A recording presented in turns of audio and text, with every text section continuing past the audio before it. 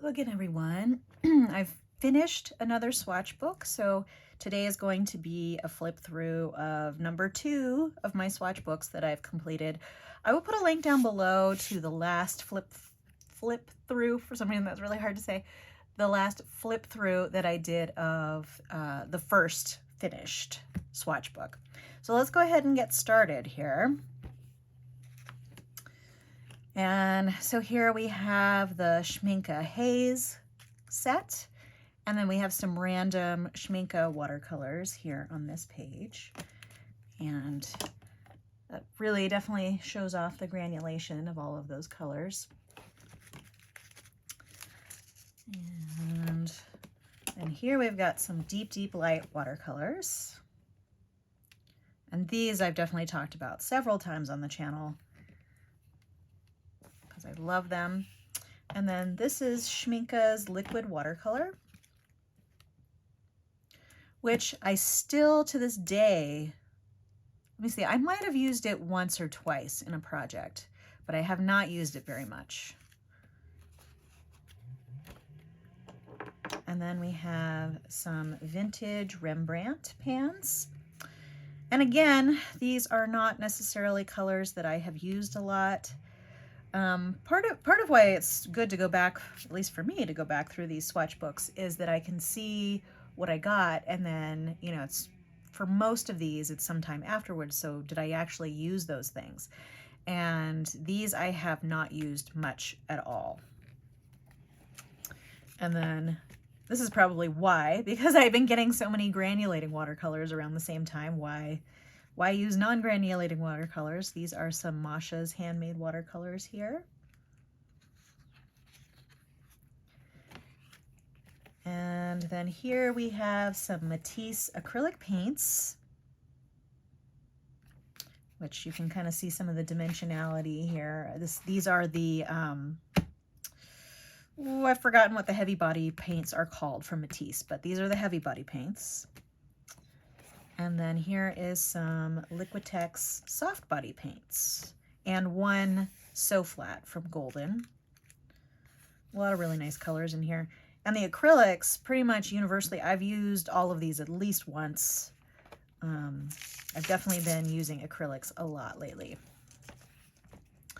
And then here we have some Caran d'Ache Neo Pastels. And then here is a Schmincke acrylic in Madder Brown. And then here we have a Pitt Artist Pen in Sanguine.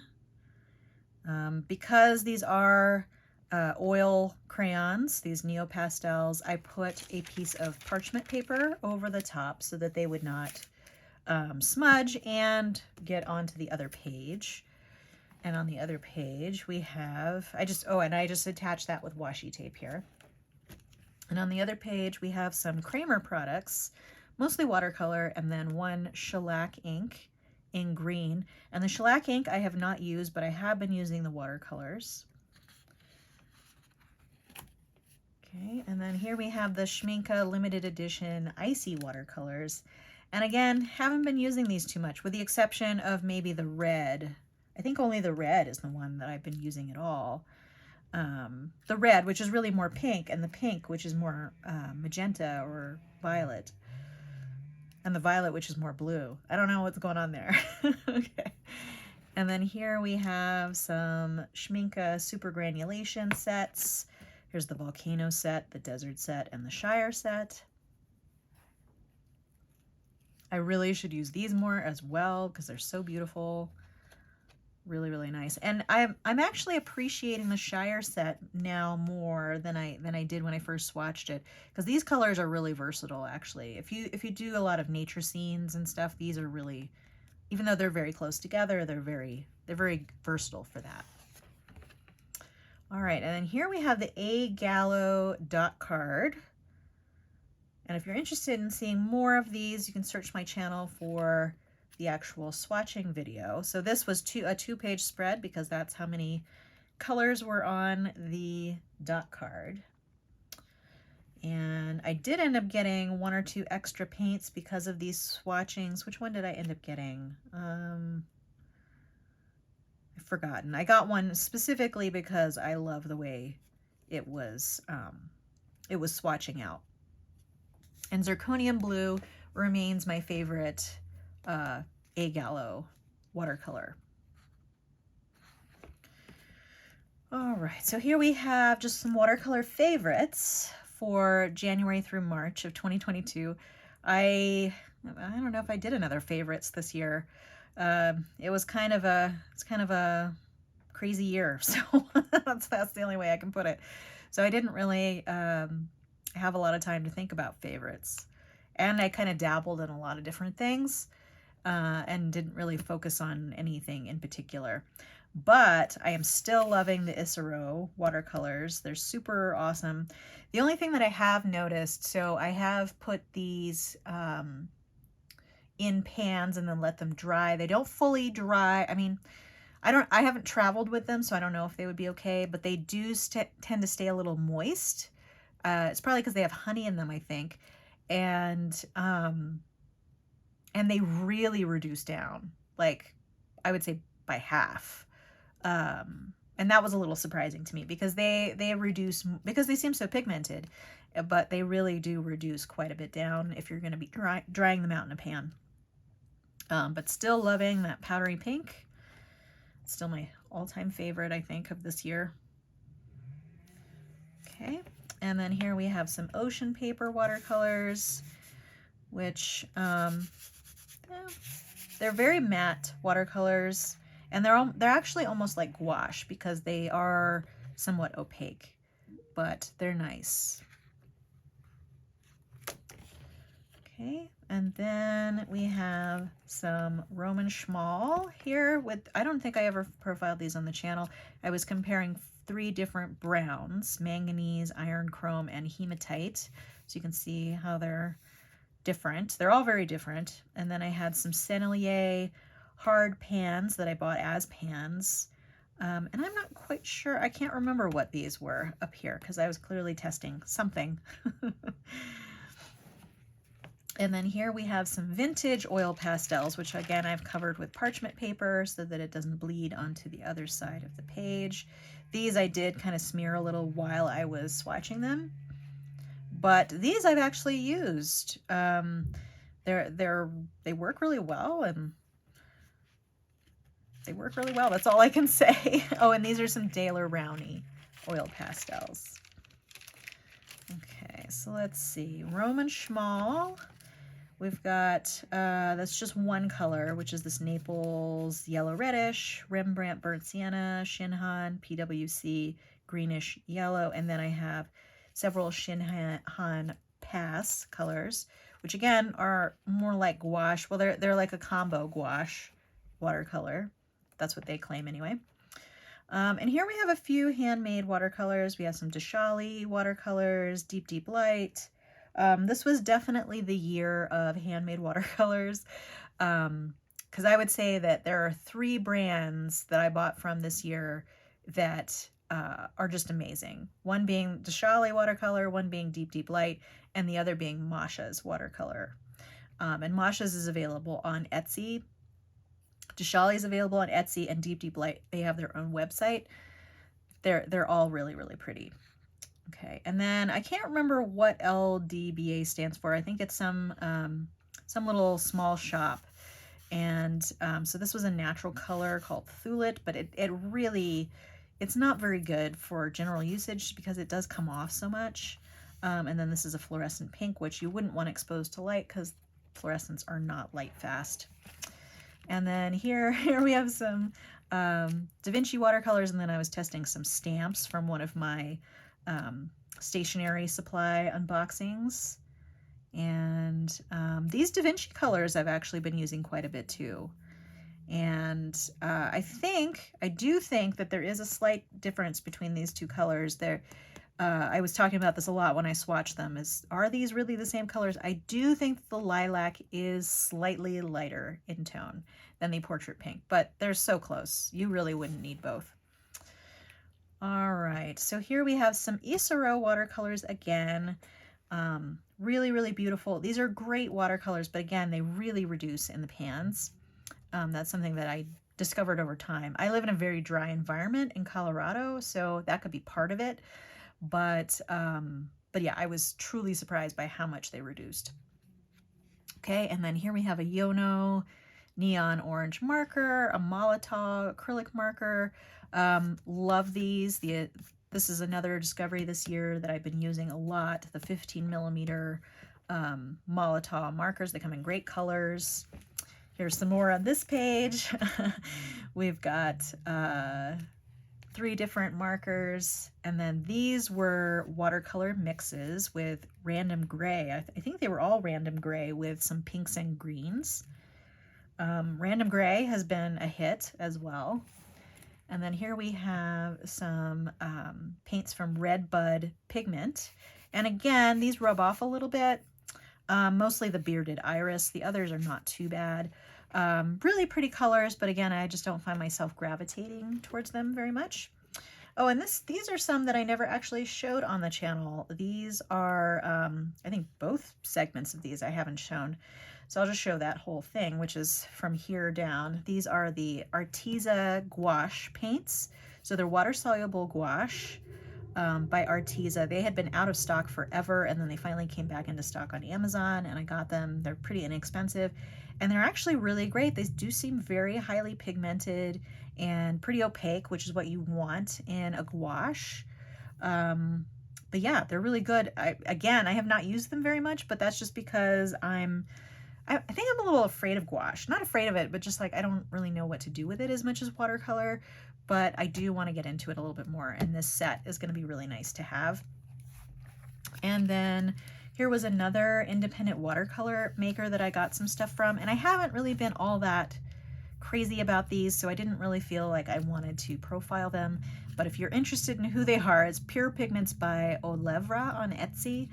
And I mean, they're nice colors, but I have no idea what their light fastness is, and so I'm a little hesitant to use them in something that's going to be out in the light. And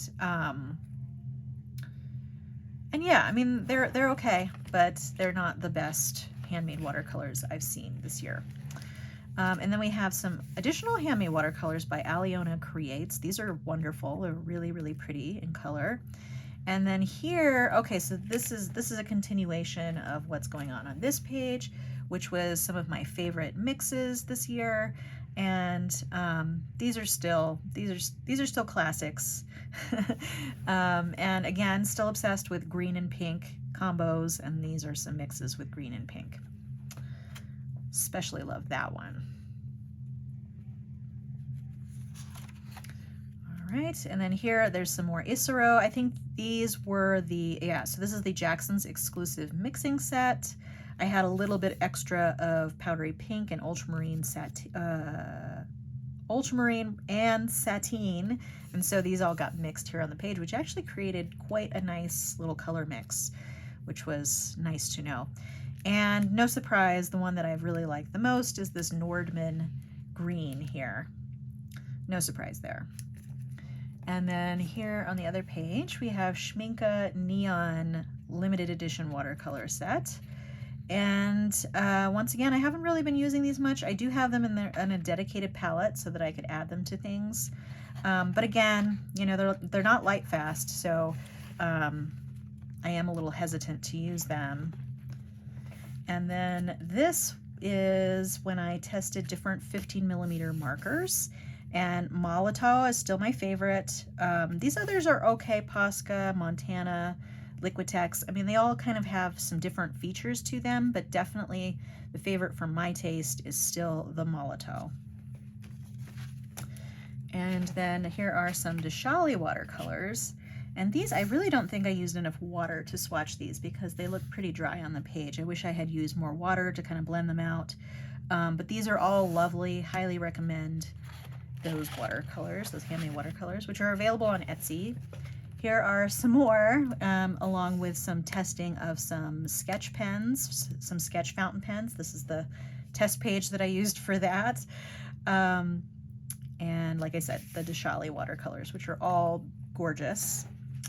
And then we have some, these swatches sort of took up most of the page, so I kind of had to shove these in here. So these are Schminke Gouache, all lovely. And this was a haul from Jackson's in August of 2022. and another Molotov 15 millimeter, because this one had been out of stock and came back in stock. Some soft pastels, and then some liquid pencil, one being rewettable, one being permanent. And you can see there's quite a difference in color now that they're dried. Oh, and that other one's the other way around on the page, so I'll have to flip that around. So these are watercolors from Wildthorn, and these also do come off a little bit on the page. It really depends on the color. They're lovely and subtle, but I don't think these are really my everyday watercolor colors. I mean, it's really kind of fun to get all these new interesting watercolors, but at the end of the day, I kind of need to use them. And so here we have some ocean paper watercolors. And although these are a little bit matte in their feeling, they don't, at least most colors don't tend to come off. But I really do like their sort of subtle colors that they have. And I do actually use these ocean paper quite a bit more than you would think, since they are not my favorites, but I do use them a lot and like them. So here we have some deep, deep light watercolors. Oh yeah, this was a sample, so I was trying to figure out what this was. Is that swamp color? I don't know. Oh, and then I sampled this dragonfly color, and that is definitely on my list to get. It's really kind of the only watercolor that I have been wanting from them recently. So I didn't feel like I could just buy one pan of watercolor, but this is just so lovely. It's right up my alley as far as colors go. And then here we have some Cheap Joe's watercolors, who someone said Da Vinci actually makes their watercolors, which would make sense given how they go down and react. And then these are Core watercolors. And Core used to be one of my favorites. I think handmade watercolors have kind of displaced Core on my tiers of watercolors, being Daniel Smith at the top, Schmincke next, and then Core were my three favorite. And they're still my favorite mainstream brands. But as far as everyday usage, I definitely think the handmade watercolors have kind of displaced Core in my list. But they're beautiful, beautiful watercolors, and they go a long way. They have so much pigment. Okay, so this is, oh, both of these are my handmade watercolor palette. I started to label them, and then I realized, you know, that's a lost cause. I'm just gonna leave them. I'm just gonna say that it's my handmade watercolor palette and leave it at that.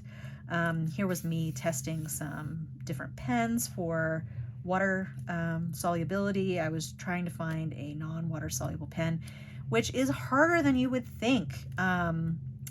And by pen, I kind of mean ballpoint or gel pen or something like that. And none of these were, the Pentel Hybrid I think was the closest, and Pilot Acro Ball. That one was the most water resistant. And I think that is the one I ended up using in my Ultem ballpoint pen, because that was the only one that was truly light fast. G2, I know people love the Pilot G2. I cannot get into it. It smears, it smudges, it's not water tight.